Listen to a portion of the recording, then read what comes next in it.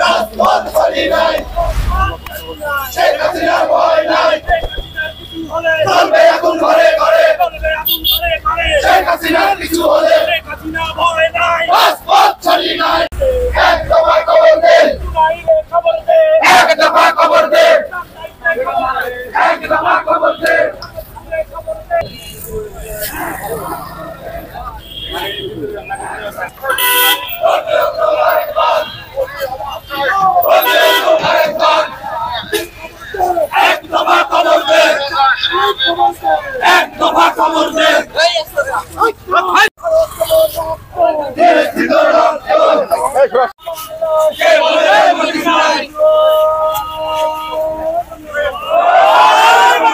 সম্পাদক সাবেক আবুল কালাম আজাদ দীর্ঘদিনের যে দুঃশাসন চালিয়েছে সেই দুঃশাসন আবার বাস্তবায়ন করার জন্য আজকে তারা এক দফা দাবি দিয়েছে।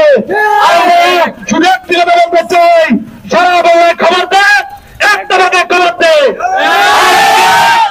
ইতিমধ্যে মাননীয় প্রধানমন্ত্রী এই আন্দোলনকারীদের আলোচনার টেবিলে ডেকেছেন, সকল হত্যাকাণ্ডের বিচারে আশ্বাস দিয়েছেন। ইতিমধ্যে এই রংপুরে হত্যাকারী পুলিশকে সাসপেন্ড করা হয়েছে, চাকরিচ্যুত করা হয়েছে এবং এই দেশকে স্থিতিশীল রেখে সামনের উন্নয়ন অভিযাত্রা দেশকে এগিয়ে নেওয়ার জন্য সবার প্রতি উদাত্ত আহ্বান রাখা হয়েছে। আমরা জানতে পারলাম গতকালও কিছু উচ্ছৃঙ্খল ছাত্র এক দফা দাবি দিয়েছে। তারা ছাত্র, তাদের দাবি হবে শিক্ষার দাবি, ছাত্রদের দাবি, রাজনৈতিক দাবি তাদের হতে পারে না।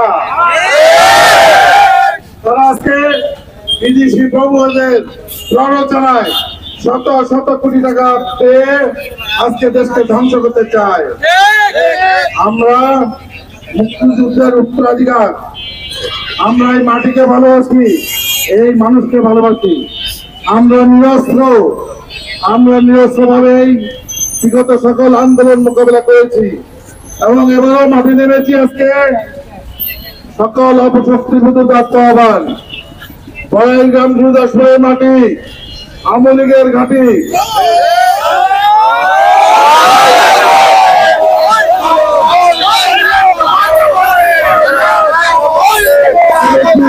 এই জনমের